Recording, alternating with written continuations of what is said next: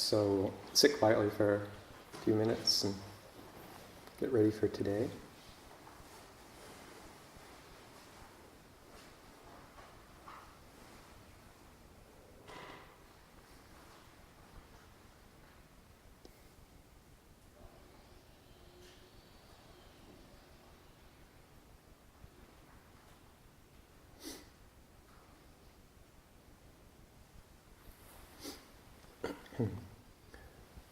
In yesterday morning's reflection, Pa stole one of my stories, which I haven't actually ever thought of as a Dhamma story, but he brought it up as the one with the orthopedic surgeon saying that there's no problem so bad that we can't make it worse. And it really is a good Dhamma reflection, because just how we make problems where there aren't any, where they're kind of just events that may have an unpleasant tinge to them, and then the mind, the defilements latch onto it and react to it, proliferate on it, and pretty soon you have a problem, in quotes. Whereas it was just an event a few seconds before, now it's a problem. And just watching that process and learning how believing in it and engaging in it creates dukkha.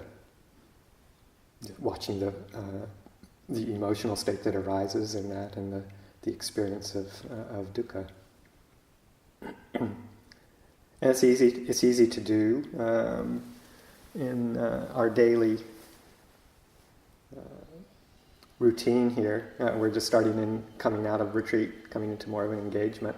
So there's more of a potential for unpleasant and pleasant things to arise in a bit more rapid succession, maybe, than in retreat time, because the external environment is impinging a bit more.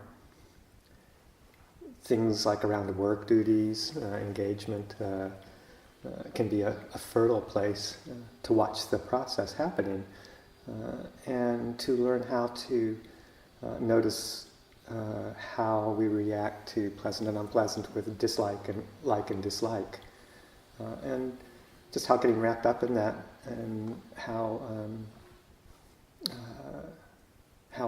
it can be just a complicating experience. I was thinking about various tasks that there's several people who are taking on tasks these days in the upcoming weeks and months that are probably ones that they wouldn't have necessarily chosen, but there are things that need to be done, and so people are picking up the mantle.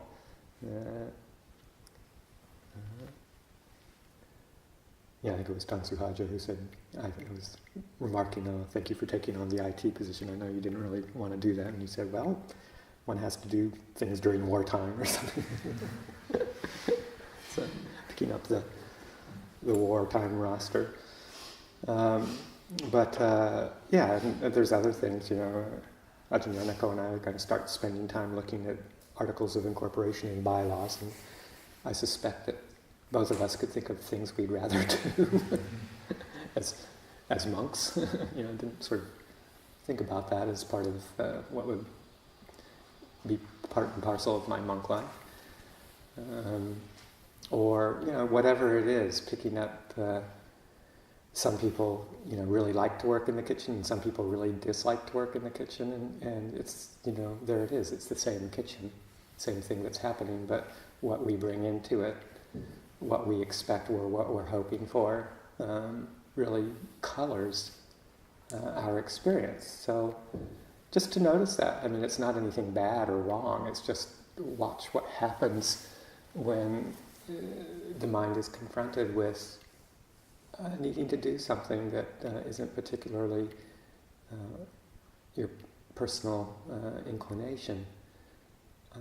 And just learning to step back from that and get the Dhamma perspective that we're in a pretty good environment to have to do things that are not necessarily to our liking. Still got nice people around and supportive conditions, and generally an opportunity to have enough quiet time other parts of the day to sit back and reflect. So just noticing that, and then realizing that whatever it is that we're doing is contributing to the welfare of the community, and just really letting that sink in. I think that'd be an opportunity for enjoying the fruits of generosity and merit. And then just as an opportunity to start to recognize the pull towards like and dislike, and how it's a trap.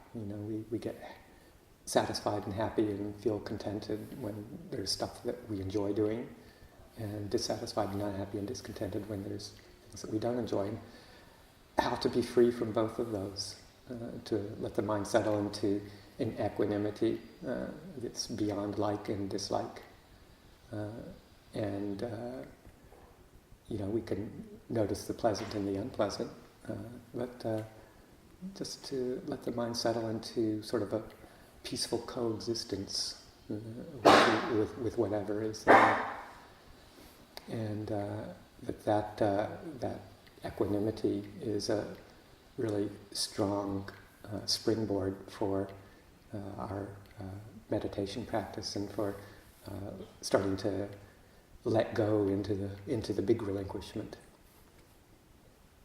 And so I'll leave that for this morning's reflection.